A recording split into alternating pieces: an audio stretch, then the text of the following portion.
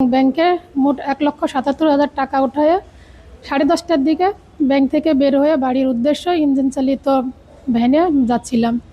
গোপালপুর যুব উন্নয়ন প্রশিক্ষণ কেন্দ্রের সাঁকোর কাছে দুর্বৃত্তরা চলন্ত গাড়িতে এবং চলন্ত টিভিএস গাড়িতে দুজন ছিল আরোহী। তারা আমার ভ্যানিটি ব্যাগটা জোর করে নিয়ে যায়। সেখান থেকে দুজনের সঙ্গে আমার হাতাহাতি হয় এবং এক পর্যায়ে আমি চলন্ত গাড়ি থেকে পড়ে যাই। সেখানে আহত হই। আহত হওয়ার পরে লালপুর থানায় একটা এফআইআর করি। তাতে পুলিশেরা খুব দ্রুততার সাথে আমার 1,80,000 টাকা থেকে 1,70,000 টাকা উদ্ধার করে দেয়।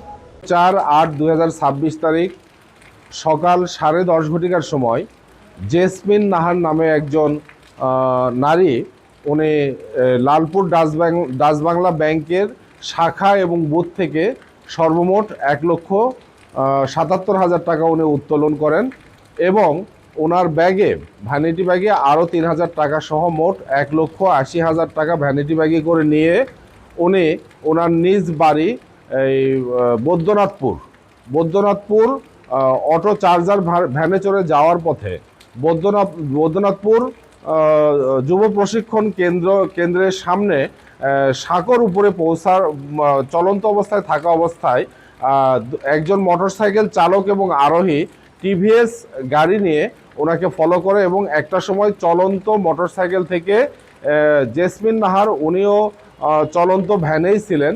এই চলন্ত মোটরসাইকেল থেকে ওনার সাথে থাকা যে ভ্যানিটি ব্যাগে 1,80,000 টাকা ছিল, এই টাকাটা দুর্ধর্ষ কায়দায় ছিনিয়ে নেয় এবং এতে জেসমিন নাহার, তার কাঁধে ভ্যানিটি ব্যাগটি ছিল। জেসমিন নাহারের ব্যাগ ধরে টান দিলে চলন্ত অবস্থায় জেসমিন নাহার ভ্যান থেকে পড়ে যায়।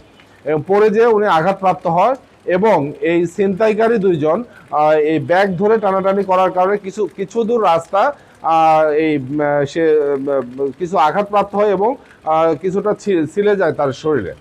তো পরবর্তীতে এই সংক্রান্তে জেসমিন নাহার বাদী হয়ে আমাদের থানায় একটা এজাহার দায়ের করলে সেই সংক্রান্তে লালপুর থানায় একটা দস্যুতা মামলা আমরা রেকর্ড করি এবং এই মামলার সূত্র ধরে ইংরেজি 6/8/2026 তারিখ রাত্রি 2:30 ঘটিকা থেকে সারা রাতব্যাপী অভিযান পরিচালনা করে মেহেরপুর জেলার বিভিন্ন জায়গায় অভিযান পরিচালনা করে আমাদের লালপুর থানার এসআই মনির সঙ্গীয় অফিসার ফোর্স সহ অভিযান পরিচালনা করে এই দুই দুর্ধর্ষ ছিনতাইকারীকে আটক করে এবং তাদের দেওয়া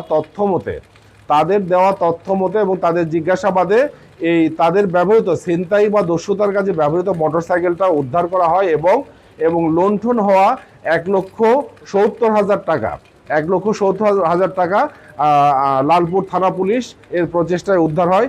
এই ক্ষেত্রে এই বিষয়টা আপনারা জানেন যে সোশ্যাল মিডিয়ায়, সামাজিক যোগাযোগ মাধ্যমে এই সিসিটিভি